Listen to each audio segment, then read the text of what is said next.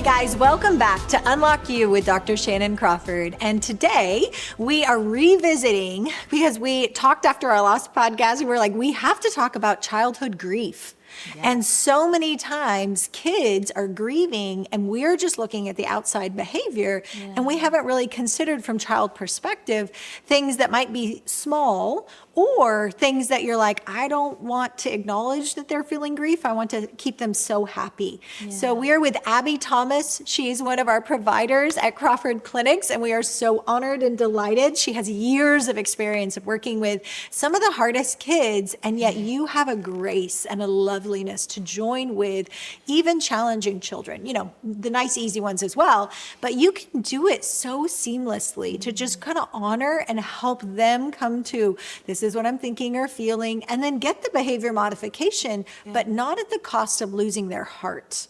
Yeah. And that has been something I've really admired about you. Thank you. You're welcome. Okay, so this started because we had a mom that was talking about her husband had passed away, and she was like, I don't think my daughter needs therapy because she's happy, she's fine, she's adjusted. And when I took all the pictures of dad out of the house, and on all the anniversaries, then like I just distract her. I do something fun to make sure she has a new memory and a new happy association. What are your thoughts about that? My thoughts, grief is hard. And grief, I believe that with a child who's not able to experience and fully sit and allow their experience to be honored, I believe that that grief will come back. Yes. And it will come back with a vengeance. Yes. That's in any child, in any adult, a teenager, in anyone. So I think that it's important to allow a space for a child to feel whatever it is that they're feeling. Yeah. And I think that when a child does experience grief, it comes out differently than it might in an adult. Yes. That might be, it might be behaviors you've never seen before. Like they're yelling and screaming, getting aggressive. They might be rude in how they speak to you. It just comes out so differently with a child. Yeah. And it's because they have all this pent up grief and all these emotions that they're not able to understand on the inside. Yeah. And when you don't allow a space for them to experience the ugly, the gross, the nitty, the gritty, that's going to come out. It will. There's no doubt about it, you know? So I think that really allowing the child to experience those emotions and also to help them name it, because they may not even understand what they're experiencing in that moment. That's absolutely right. Yeah. Yeah. And another interesting thing is most of the time, because we live in a culture that can easily self-medicate. As adults, we self-medicate. So we scroll social media, we drink or we eat or we do something to avoid what we're feeling. In love, without realizing it, you think you're helping your child when you help them self-medicate. Yeah. So when this mom is telling us she is just trying to distract and create new associations, while that sounds very thoughtful and innovative and kind, it's actually sending a message of shame to the child. You're not supposed to be feeling sad. Mm-hmm. And so then the sad parts of her, the angry parts of her all regress. So what you'll notice is a lot of times the behavior almost goes younger when a child is grieving, because they're feeling so much that they don't understand, and they're thinking, oh, nobody's talking to me about daddy. I feel this thing, but we don't talk about it. We don't think about it. We don't have a tradition. We don't have anything to kind of like unpack and process and honor that. And so now I feel kind of embarrassed, like I shouldn't, must be something's wrong with me. And so then now it's almost like they start getting younger and younger in their behavior because their age is getting higher. And so on the inside, their little insides are holding all that grief. And so developmentally, they're not able to keep progressing. So one of the signs that your child might be grieving is, one, they're totally fine, like a bubble of totally okay. I can even say as an adult, when my mom went to heaven, I was 6 months completely fine. I'm teaching, I'm doing therapy, I'm leading business, I'm executive coaching, doing all of these things. And then I started snacking, I started kind of checking out, watching more movies, like just disengaging, more social media, just like little self-medicating things. So in the child equivalent, what do you think some of those disassociating things might be for them? That might be, so you might see your child, they might experience kind of like a numbness. I think that that's something that's pretty common. again, acting out in ways that they might, like your perfectly normal little Sally who may be perfectly polite, might be triggered by things that they're not usually triggered by, or they might start to get aggressive occasionally, or they might just not have any desire to do anything, you know? And so I think that recognizing that whatever behavior that you're seeing, that they're exhibiting, is a result of something that's happening on the inside. And it's not just them being bad, but that something needs to be addressed on the inside of them, you know? Exactly. Yeah. Sleep is another thing we've noticed a lot, Yeah. right? Like the difficulty falling asleep, having bad dreams, waking up in Wetting the the middle of the bed. night, wetting the bed, waking up really early anxiously. Those are pretty common because if you think about it, that's when the defense mechanism's lower to be able to go to sleep. And so all the things they're not thinking about and they're being distracted all day, Yeah. now it starts to surface. So what I love to do with kids and what we do at Crawford Clinics is we'll teach parents how to honor, hey, I wonder what this dream might mean symbolically. It's kind of like play therapy, but with a dream. So if the monster is coming and it's under the bed and this bad thing is going to happen, I'm wondering, are there other bad things that have happened that you don't know how to process? Like it's almost like the monster, the trapped emotion of grief is trying to surface. It's underneath the bed. It's underneath my conscious awareness. It's trying to surface. Kids have unconscious just like adults. And so if you can start honoring what their sudden phobia, like they can't go to school, they are afraid of silly things that you're like, you didn't used to be like, where'd this come from? Normally it's because they're externalizing a trapped emotion that's trying to surface and needs to be given voice, needs to be honored. But instead of honoring it, they're now symbolically externalizing it, putting it outside of themselves. They don't want to go to daddy. They only want to cling to mommy, or they hate their brother or something. They start punching a sibling. Odds are good, they're acting out what they don't know how to put language to. So anytime a child has a stressful situation, an adjustment, a parent's divorce, a loss of a family member, I mean, a million things, those are the big ones. But if their teacher changes, They can still experience grief from that. absolutely. Or a babysitter that they've gotten really familiar and now that person isn't there. It may not be massive to you, but that adjustment to their little world is massive to them. So how do you help families say, hey, bud, I wonder if you might be grieving? Yeah, I would say recognizing, I think, what's going on in their life. So again, any change can cause something like this to happen, right? So I think that really sitting with them and honoring whatever they're experiencing in that moment, whether that be, I'm just really angry. I am angry, and that's okay. Yeah. Just allowing them and honoring that experience, like, okay, we're angry right now. That's okay. And not trying to purposefully get out of it. I think that really, when you are grieving, experiencing those emotions and leaving space for them is really important. And then once you do, it's almost like that catharsis of allowing it to come out. Exactly. And then once it does, it's like, oh, okay, Yeah. I can breathe and there's space. And the children, I believe, need that, you know, that catharsis moment. And it can look different. Like you can utilize play therapy, parallel play, anything like that, where you're able to, in almost like bring it down to childlike terms with them, you know? I think that's important. Yeah. Yeah. Sometimes even just naming it. Yeah. Like, hey, That sounds like, daddy passed away. So sometimes it's going to be normal. You might feel angry. You might miss him. And I would love for you to talk to us about it. I would love for that to be a thing that you can come and say, hey, I'm missing daddy today, or I'm really angry that he's not here. You know, in the case of the family where the father passed away and the mom was trying to distract and cheer up the little girl instead of saying, hey, sometimes we're going to feel really sad about that. And that's normal. It's okay. Yeah. And this is the script. This is what you're going to do when that happens. Yeah. One, you've just named it. You've normalized it so they don't feel shame and embarrassed. And they know to go to you with their words, even if they don't know how to express it, like, daddy, miss. Oh, yes, I miss daddy too. Oh, that's okay. or, oh, we're not living in the same house if they're divorced, right? Yeah, I miss him too. I miss her too. Even if they're not passed away. Some people also, they're in a dating relationship and then they break up. The child bonded. They don't know that you're married or not married.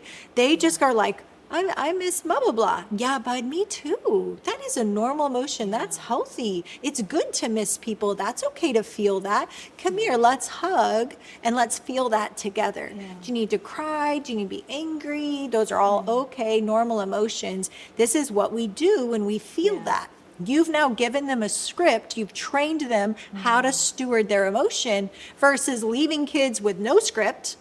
I'm just going to distract you and pretend like that's not there. They're going to act out because the volcano will erupt of all the stuff 6 months to 9 months down the road that they haven't been dealing with. It will burst out and then they'll feel ashamed.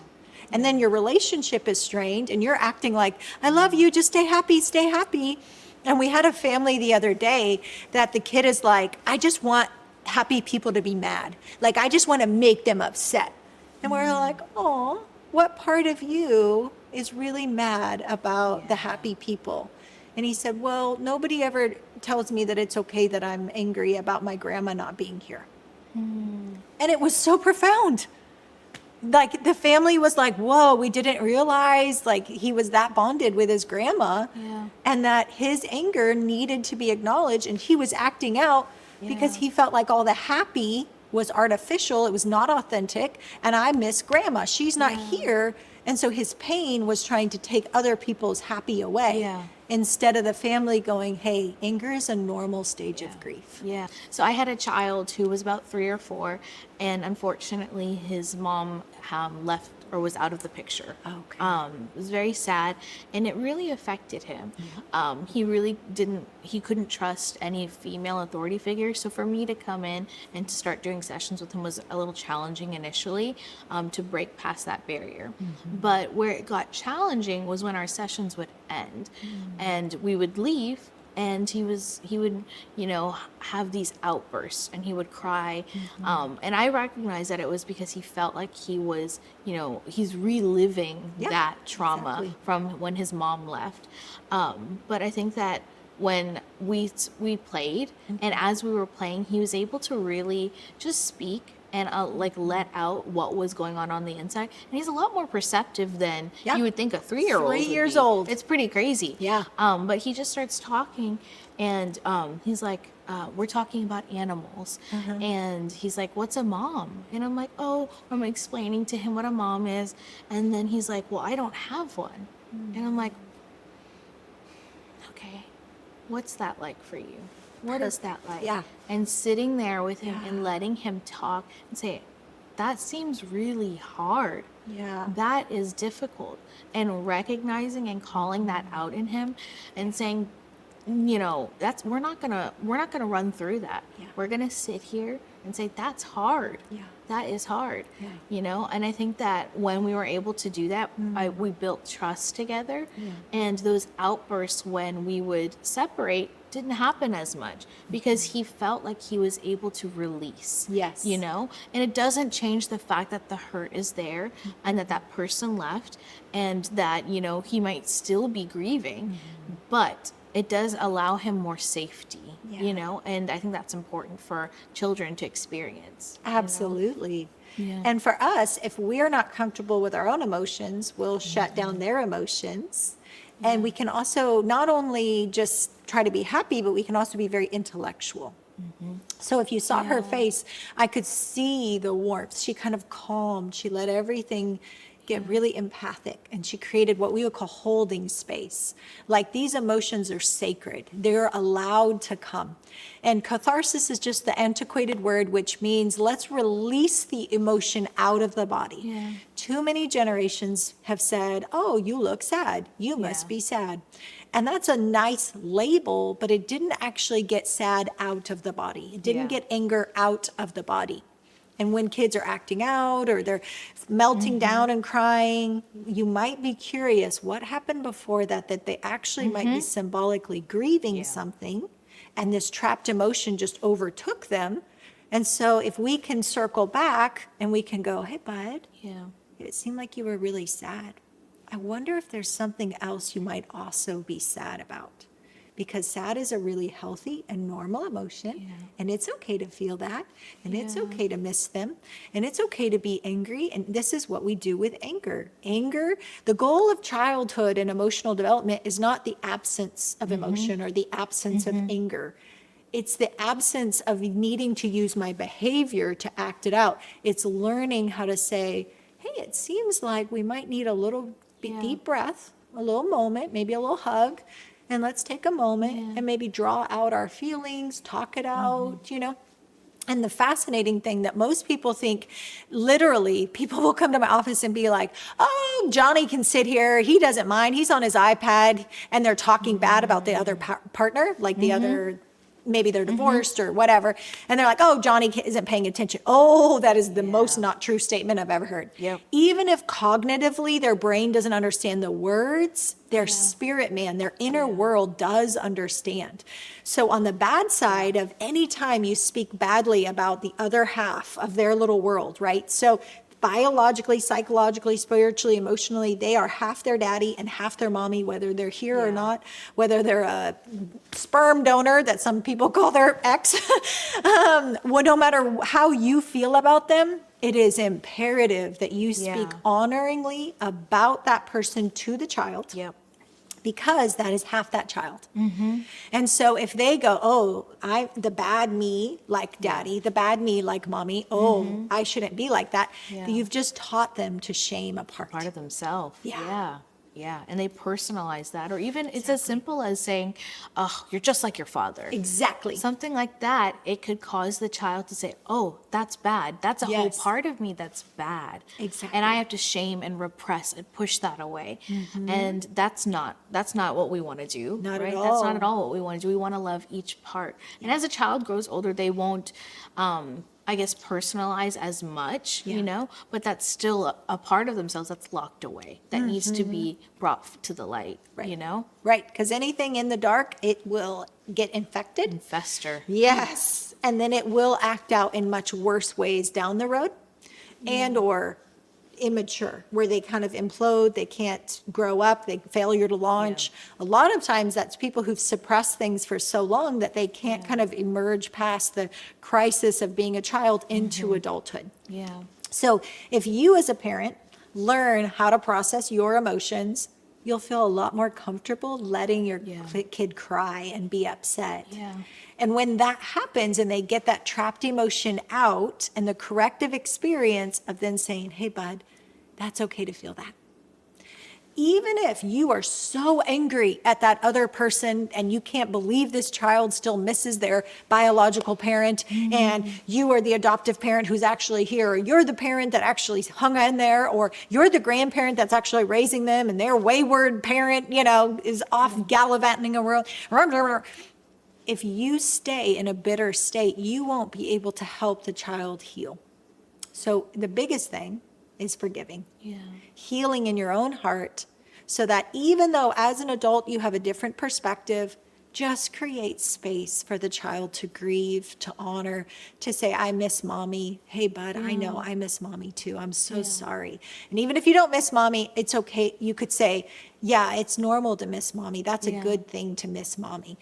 Even if you want to pull their hair out and poke their eyes out, do not show that to the child. Don't dismiss them and just try to cheer them up. Create space for that grief, because then they get to integrate that part of them, and now they make different choices.